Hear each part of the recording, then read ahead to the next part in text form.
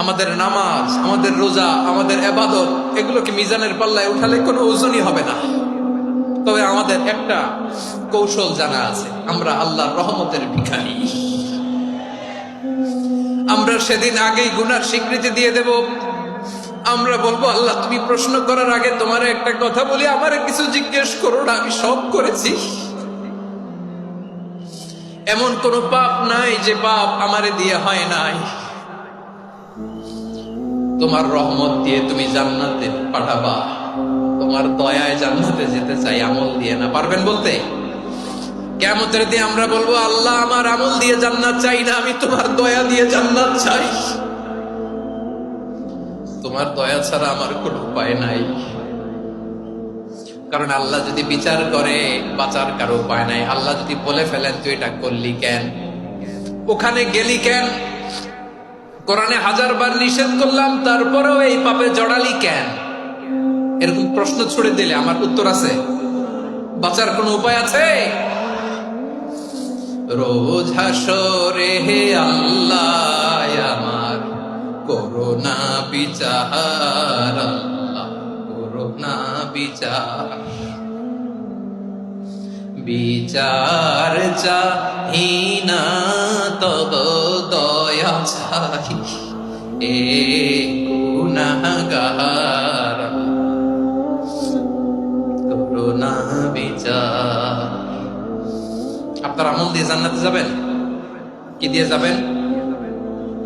আল্লাহর দয়া দিয়ে। আল্লাহর রহম আর দয়া ছাড়া কেউ জান্নাতের চেহারাও দেখতে পাবে না।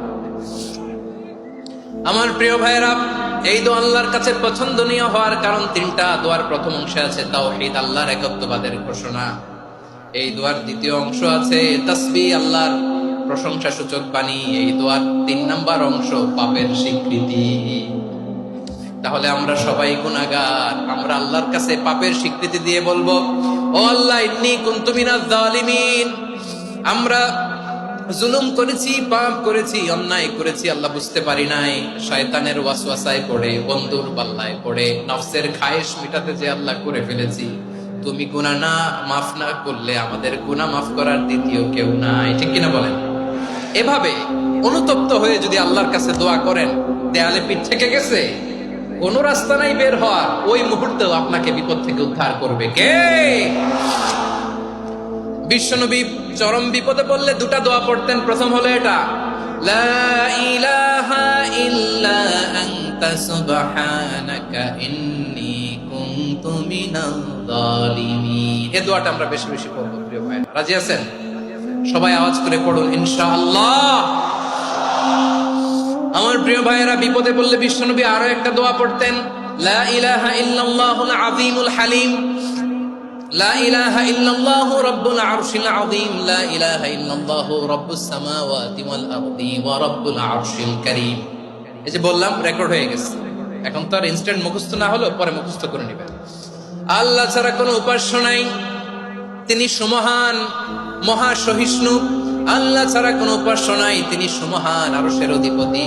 আল্লাহ ছাড়া কোনো উপাস্য নাই, তিনি আকাশের মালিক, জমিনের মালিক, তিনি সুবিশাল, আরশের অধিপতি।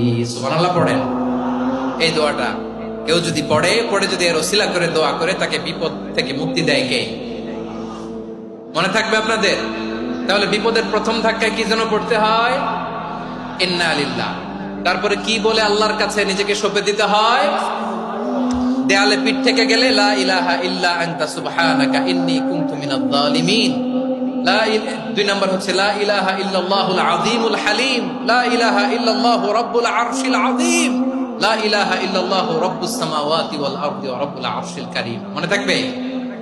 ইনশাআল্লাহ বলেন সবাই, আওয়াজ করে সবাই ইনশাআল্লাহ।